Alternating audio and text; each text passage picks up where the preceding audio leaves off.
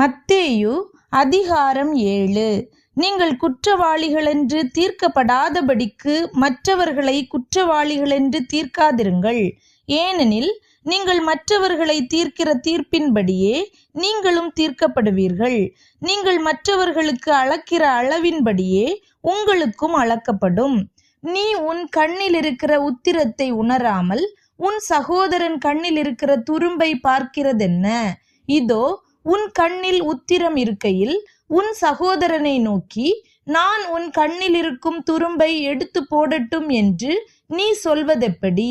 மாயக்காரனே, முன்பு உன் கண்ணில் இருக்கிற உத்திரத்தை எடுத்து போடு, பின்பு உன் சகோதரன் கண்ணில் இருக்கிற துரும்பை எடுத்து போட வகை பார்ப்பாய். பரிசுத்தமானதை நாய்களுக்கு கொடாதேயுங்கள். உங்கள் முத்துக்களை பன்றிகள் முன் போடாதேயுங்கள்.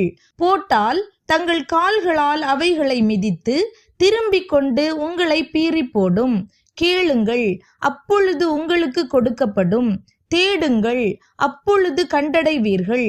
தட்டுங்கள், அப்பொழுது உங்களுக்கு திறக்கப்படும்.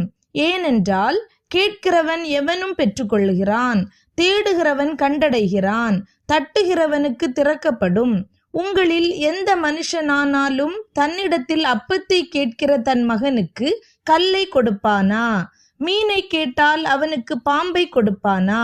ஆகையால் பொல்லாதவர்களாகிய நீங்கள் உங்கள் பிள்ளைகளுக்கு நல்ல ஈவுகளை கொடுக்க அறிந்திருக்கும் போது பரலோகத்தில் இருக்கிற உங்கள் பிதா தம்மிடத்தில் வேண்டிக் கொள்ளுகிறவர்களுக்கு நன்மையானவைகளை கொடுப்பது அதிக நிச்சயம் அல்லவா? ஆதலால் மனுஷர் உங்களுக்கு எவைகளை செய்ய விரும்புகிறீர்களோ அவைகளை நீங்களும் அவர்களுக்கு செய்யுங்கள். இதுவே நியாய பிரமாணமும் தீர்க்க தரிசனங்களுமாம். இடுக்கமான வாசல் வழியாய் உட்பிரவேசியுங்கள். கேட்டுக்கு போகிற வாசல் விரிவும் வழி விசாலமுமாயிருக்கிறது, அதின் வழியாய் பிரவேசிக்கிறவர்கள் அநேகர். ஜீவனுக்கு போகிற வாசல் இடுக்கமும் வழி நெருக்கமுமாயிருக்கிறது, அதை கண்டுபிடிக்கிறவர்கள் சிலர். கள்ள தீர்க்கதரிசிகளுக்கு எச்சரிக்கையாயிருங்கள். அவர்கள் ஆட்டுத்தோலை போர்த்து கொண்டு உங்களிடத்தில் வருவார்கள், உள்ளத்திலோ அவர்கள் பட்சிக்கிற ஓநாய்கள். அவர்களுடைய கனிகளினாலே அவர்களை அறிவீர்கள். முட்செடிகளில் திராட்சை பழங்களையும் முட்பூண்டுகளில் அத்தி பழங்களையும் பறிக்கிறார்களா? அப்படியே நல்ல மரமெல்லாம் நல்ல கனிகளை கொடுக்கும், கெட்ட மரமோ கெட்ட கனிகளை கொடுக்கும். நல்ல மரம் கெட்ட கனிகளை கொடுக்க மாட்டாது, கெட்ட மரம் நல்ல கனிகளை கொடுக்க மாட்டாது. நல்ல கனி கொடாத மரமெல்லாம் வெட்டுண்டு அக்கினியிலே போடப்படும். ஆதலால் அவர்களுடைய கனிகளினாலே அவர்களை அறிவீர்கள். பரலோகத்தில் இருக்கிற என் பிதாவின் சித்தத்தின்படி செய்கிறவனே பரலோக ராஜ்யத்தில் பிரவேசிப்பானே அல்லாமல், என்னை நோக்கி கர்த்தாவே கர்த்தாவே என்று சொல்லுகிறவன் அதில் பிரவேசிப்பதில்லை. அந்நாளில் அநேகர் என்னை நோக்கி, கர்த்தாவே கர்த்தாவே, உமது நாமத்தினாலே தீர்க்க தரிசனம் உரைத்தோம் அல்லவா? உமது நாமத்தினாலே பிசாசுகளை துரத்தினோம் அல்லவா? உமது நாமத்தினாலே அநேக அற்புதங்களை செய்தோம் அல்லவா என்பார்கள். அப்பொழுது நான் ஒரு காலும் உங்களை அறியவில்லை, அக்கிரம செய்கைக்காரரே, என்னை விட்டு அகன்று போங்கள் என்று அவர்களுக்கு சொல்லுவேன்.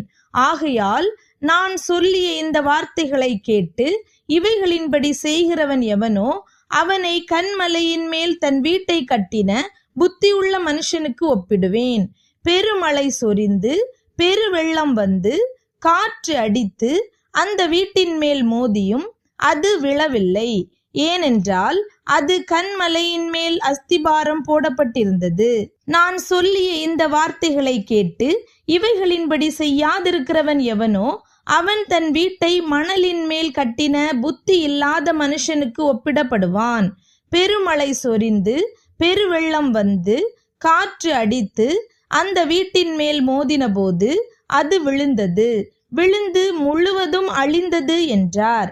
இயேசு இந்த வார்த்தைகளை சொல்லி முடித்தபோது அவர் வேதபாரகரை போல் போதியாமல் அதிகாரமுடையவராய் அவர்களுக்கு போதித்தபடியால் ஜனங்கள் அவருடைய போதகத்தை குறித்து ஆச்சரியப்பட்டார்கள்.